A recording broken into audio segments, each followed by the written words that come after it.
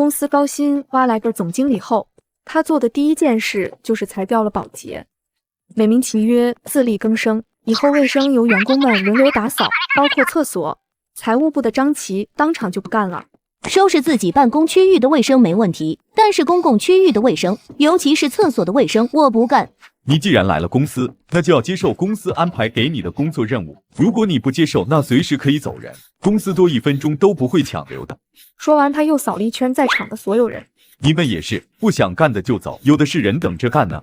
说完，总经理就离开了。听完总经理的这些话，我受到的震动最大，不光是因为要打扫卫生，而是我知道今天这件事只是一个开头。随着今后各项降本措施的执行，会有越来越多的员工离职，而我作为人力资源部的经理，招聘的压力都压在了我的头上。确实是有不少人在待业，但是人家不上班，主要是因为找不到各项福利待遇都符合预期的工作，而不是找不到烂工作。即使真有能接受我们公司这福利待遇的，那这个人的能力我们公司怕也是看不上。哎，这是啥不食人间疾苦的领导啊！众人先是安静了一会，然后纷纷议论道：要不我们自己集资雇个保洁？拉倒吧，今天能裁保洁，明天就能裁保安，后天再裁厨师，我们还能每一个都集资解决吗？而且出来上班不就是为了挣钱的吗？怎么到了咱这里就成了出来上班还得花钱？我可不干！所有人都明白，只是个开始。张琪当天就打了辞职报告，第2天就不来了。财务经理过来找我抱怨，这说走就走了，都没留出个跟新人交接的时间，我们部门这工作可怎么开展？我可跟你说，这接替张琪的新人3天内必须上岗，不然我连这个月的财务报表都做不出来。我苦笑道：林姐，我们公司的工资水平本来就没有竞争力，何况我们公司还在郊区，通勤时间长，又是个化工厂，生产车间里的味道都能传到办公楼来了，有几个挣钱不要命的啊？咱这本来招聘就费劲，又赶上这种事，还3天内新人就上岗，你可真是太为难我了。而且这裁掉保洁只是第一步，往后肯定还有别的事呢。林姐听我说完这些话，就一直在那叹气，直到我再三跟她保证一定会尽力的招聘，她才离开。保洁被裁后的1个星期，在大家刚刚适应了没有保洁的日子后，总经理又发布了新规定，出了套降本组合拳。新规定的内容主要有3点。第一，公司不再向员工提供免费的通勤车服务，需要乘坐通勤车的员工，每个月需要从工资里扣除500块钱的交通费。总经理一开口，我就知道公司将迎来大规模的离职潮。我们公司地处郊区附近，都是工厂，我们公司员工居住的地方离这边也都挺远的，所以大部分员工上下班都是需要坐通勤车的。现在这个通勤车需要收费，差不多就是要变相的给员工降薪500块钱。第二，公司停止免费提供桶装饮用水，但是公司会在茶水间设置一个热水壶，有需要的同事可以自己烧水喝。卧槽，停止供应桶装水就更离谱了。我们是化工厂，而且没有自来水，平时的用水都是抽的井水，受化工品生产环境的影响，这里的水质非常差劲，喝那个水就跟喝慢性毒药一样，所以根本不可能有人喝。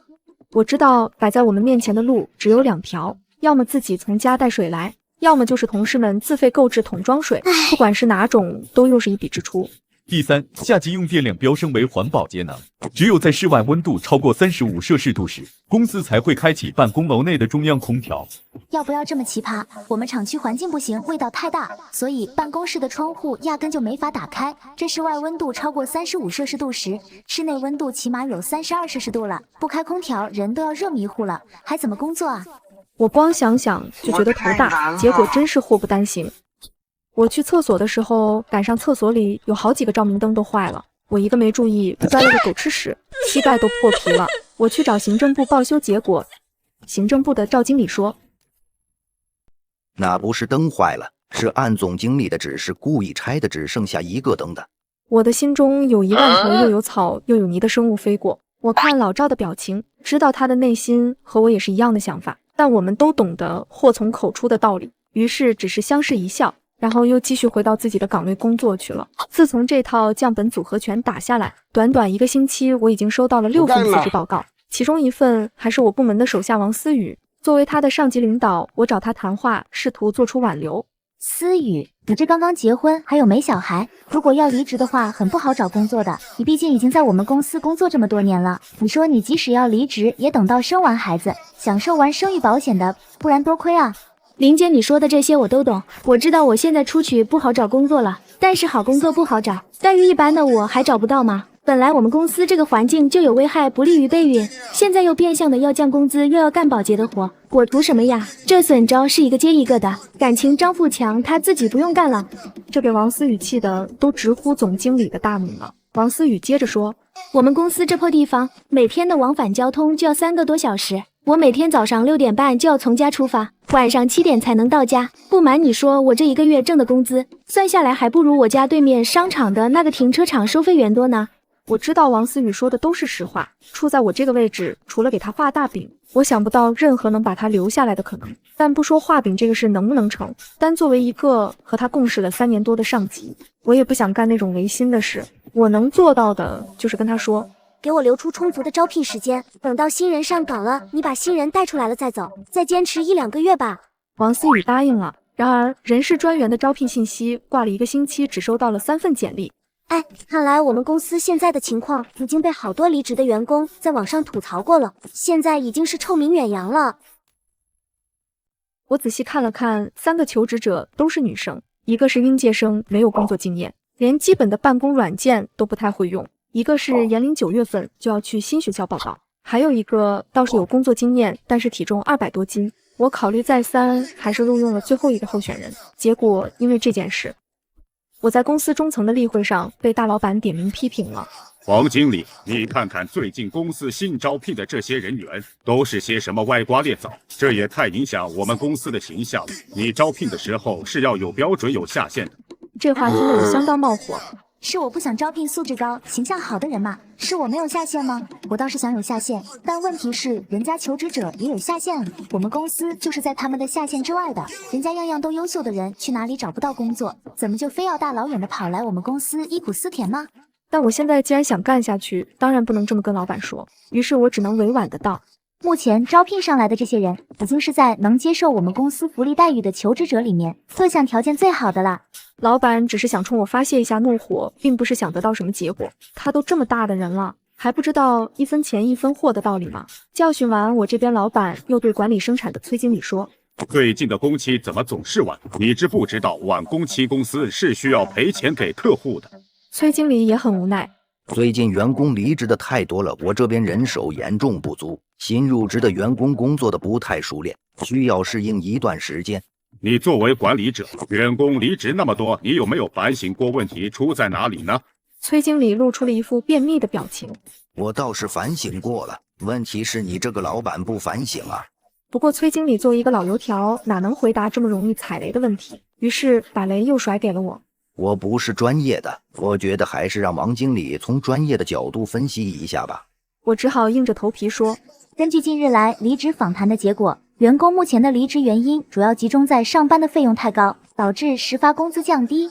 一直当哑巴的总经理张富强这时候说话了。王经理，我觉得你应该扩展一下招聘渠道，做好人员储备。我原来的公司，那不管是哪个岗位的人员离职，第2天就都会有新人入职的。您原来的公司普通员工也是每个月扣完各项费用，实发到手不到3000块钱。别说3000块钱了，还有人来上班是要交给公司3000块钱的。我告诉你，你就去找职业学校做联合，给他们的学生提供实习机会，岗位少人又多，想来的就得交钱。我觉得事情没那么简单，于是问，那这些人交钱上班是图什么呢？图转正的机会啊！我们要给他们一个信心，让他们觉得只要转正了，每个月收入都能超过1万块钱，这样他们不就有动力了吗？就会争着抢着的交钱来上班了。那咱不是骗人吗？不说我能不能开得了这个口，那就算是人家真来了，那这些人不长嘴吗？不会问其他老员工的工资是多少吗？就算不长嘴，那长耳朵吧。就连对面单位的门卫大爷都知道我们公司的待遇差，他们能听不到？王经理啊，你这就是走进了思维的死胡同了。现在的员工为什么挣不到高薪？那不是我们公司不给他们挣钱的机会，那是因为他们自己工作不够努力。只要努力了，那就是能赚到的嘛。您的意思是，我们现在公司所有员工都挣不到高工资，是因为他们都不够努力？那肯定是的呀，只要努力了，怎么会达不到？我相信，我要是把张富强的这个言论传到网上去，他得被唾沫星子给淹死。可惜啊，我现在还在为5斗米折腰。此时，张富强的这番言论竟让老板非常认同，于是老板把这件事交代给我，让我赶紧去找学校。我嘴上应和，心里完全不打算这么办。等会儿我回办公室就把简历挂招聘网站上去，我得赶紧换个工作了。这时，张富强又扔下了一枚重磅炸弹。为了提升现有员工的工作积极性，我们准备聘请一个专业的培训团队，来给我们公司全体员工做一个为期3天的培训。现在的生产任务这么重，员工哪有时间去参加培训？张富强了然一笑，这些我早就考虑到了，白天还正常生产，我们的培训都放到晚上，从晚上6点开始，一直培训到半夜12点，这样既不耽误员工休息，也不耽误生产工作。崔经理暴怒，我们生产线上的员工都是实打实的体力工作，可不像是你们坐办公室的休息，好不好的都不影响。崔经理，我这都是有过实践经验的，以前我工作的公司就是这样，在经过培训之后，员工的工作积极性得到了很大的提升，销售量更是创下了历史新高。张总，你之前的公司是做贸易的吧？我们公司是做生产的，那能一样吗？怎么不一样了？不都是企业吗？普遍性都是寓于特殊性之中的，我们要用哲学的眼光看问题。崔经理还欲再说，却被大老板给打断了。张总是我高薪聘请过来的专家，你们要做的就是全力的配合，而不是拆台。跟不上的就赶紧给能干的人让位置。大老板这话说完，会议室里真的是鸦雀无声了。但是大家不说话，是在默默地计算着自己的房贷车贷，还有在招聘市场上的竞争力。第2天培训，我的办公桌上果然又多了20封辞职报告，我瞬间头都大了。好不容易熬到培训结束，培训老师又给大家定下了产能翻倍的任务指标。你们公司目前的产能是每天2吨，大家必须加班把产能翻1倍，这样员工成本就下降了。用下降成本的50%用来给现有员工发放奖励，能达到一个双赢的局面。这话听起来是挺有道理的，但老师没考虑到员工的长时间超负荷工作带来的不良后果是次品率的增加。在新一轮的例会上，老板对质检部经理一顿猛批：你们到底怎么办事？次品率怎么会这么高？质检部经理这些日子以来，本来就被次品率上升这件事折磨得不成人形，而老板的这话更是成了他爆发的导火索。你自己识人不清，非要弄来一个行业毒瘤搁这瞎指挥，出了事怎么就都成了我的错了？我们这里是生产的工厂，你非把销售公司喊口号那一套搬过来能有用吗？我告诉你，你们自己搁这和稀泥玩吧，老娘不伺候了。质检部经理的爆发只是一个开始，行政部的赵经理成为了降本增效方案执行以来的第2个离职的中层管理者，我十分感慨。老赵，我以为公司里不管谁坚持不住了，你也能坚持到最后的。这一套组合拳下来，行政费用下降的是最明显的。你现在正应该是抖起来的时候啊，怎么还走了呢？那出来工作，咱就算是不讲良心，也不能把自己弄得跟无良资本家似的吧？你知道接下来咱公司还有什么降本的政策吗？还能比之前奇葩？他们让我把食堂费用控制在现在费用的30%，你知道这是什么概念吗？不仅要减少菜品数量，还得降低菜品的品质。陈年大米、僵尸肉、烂菜叶、地沟油，就3、5小饭馆的采购成本都得比我们高，而且还准备在厂房后面开辟一块菜地出来，让我们员工利用休息时间去种地。我正要发表意见，老赵直接打断了我。没错，是纯义务劳动，没有钱的那种。还有张富强要我开除一个食堂员工，你知道开除的理由是什么吗？是这个员工给人打饭的时候手没抖。我的天呐，这是人吗？还有呢，他让我停了电梯维护，让我们车间的维修工自己检修。你说他们也没干过这个活呀，那能检修得了吗？要是出了事，可就是大事了。这一天天就听说要压缩成本了，也没见真把钱省下来。就那个次品损失和晚工期的赔偿，都够咱开上10年的空调电费了。算了算了，我也不跟他们扯了，有机会就走吧。你这是找到下家了？那是人到中年，我是不敢裸辞了。虽然我去了新单位，前期工资是会低一些，但是福利好，也没有乱七八糟的支出，算下来和这边也差不多了。而且那边说了半年后就会重新评定工资，反正是比这边有盼头多了。行，既然你有了更好的去处，那我也不多说了。你那边有合适的机会，也帮妹妹我留一点啊。放心吧，咱都一起共事10年了，你的能力我也清楚，有合适的机会肯定会推荐你。是啊，都10年了，我大学刚毕业就来这个公司上班了，本以为能在这里奋斗一辈子呢，没想到会走到今天这一步。是啊，繁华落尽，曲终人散呐。老赵离职了，我竟然没有接到招聘需求，因为公司直接把行政经理这个职位给砍了。之后，行政部归总经理张富强直接管理，整个办公室的气氛都是死气沉沉的，感觉大家都在忙着找工作。现在公司里只剩下2种人了，一种是找到了工作正打算要走的，一种找不到合适的工作不得不留下来的。哎，看来没有死心塌地的想留在这里继续奋斗的人了。看着老板的这些行为，我想到了我妈。我妈就是典型的害怕浪费东西坏了舍不得扔，结果吃坏了肚子，去医院花更多的钱治病，那真是把钱都省在了刀刃上，刀刀要人命啊。这之后产能翻倍的口号还没过去，现在一线员工还在加班加点的生产，次品率还是居高不下。老板认为这件事的主要责任部门是质检部，次要责任部门就是人力资源部。没错，我作为一个人力资源经理，竟然还背上了生产质量不达标的锅了。啊，跟我有什么关系？现有员工都是你们人力资源部招来，所以你们人力资源部必须要对他们的工作结果负责。那招聘的时候也没说是早9晚10啊，要是说了，我怕是连这些人都招不到。你还敢顶嘴？我摇了摇头没说话，突然想到以前公司会在每年的8月份组织一次员工旅游，规模也不算大，基本是周边游，2天1夜，成本可控，也不耽误生产。正常来说，现在这个时间已经需要着手准备员工旅游的事宜了。王经理，你也知道现在行政部经理没有人，所以这次的员工活动你就帮着组织一下吧。没问题，那这个活动的预算和方案还是参照往年的。这个正是我想要跟你说的。我觉得每年旅游都是那么几项内容，员工们都厌烦了，没什么新意。今年我们应该要搞创新，不然这钱不是白花了吗？虽然知道不可能，但我还是开口询问道：那您的意思是我们要去再远一点的地方？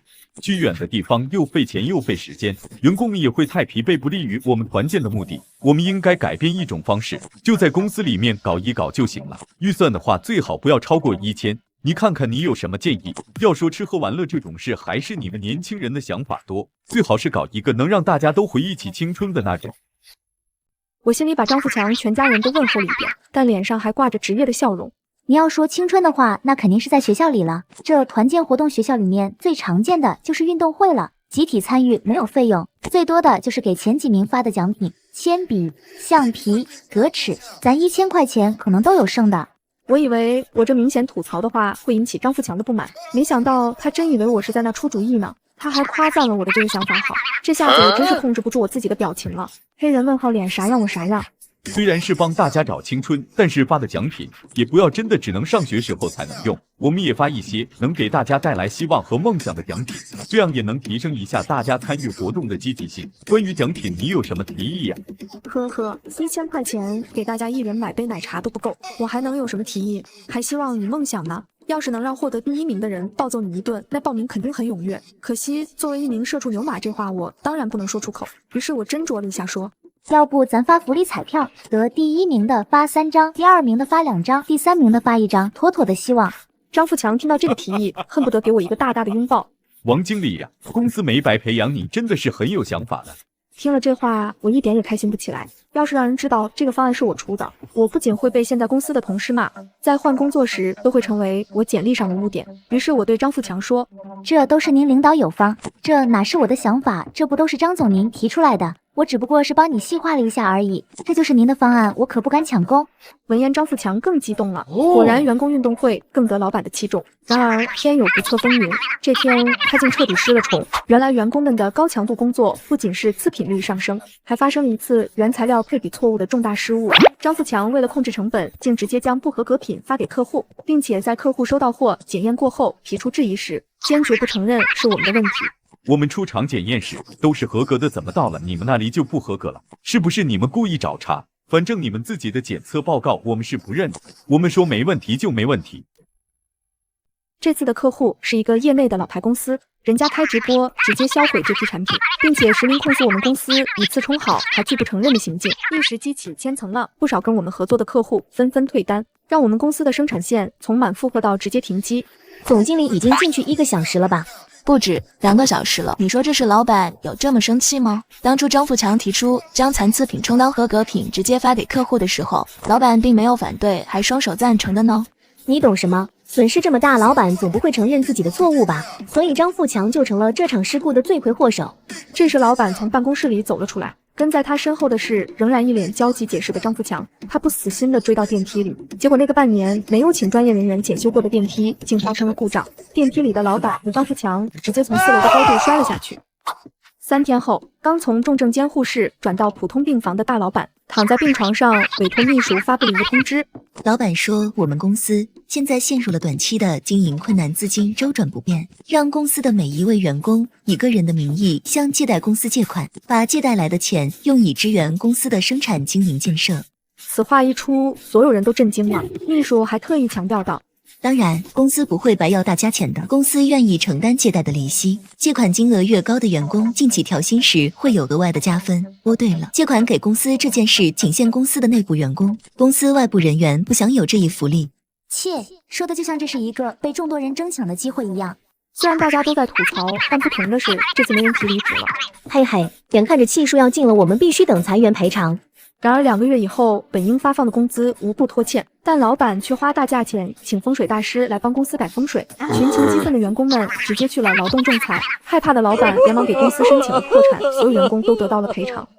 而我已经找到了一份新的工作，真是树挪死人挪活，新公司的各项福利待遇都比原来的公司要强上许多，何况我现在还手握裁员的赔偿金，真的是做梦都要笑醒了。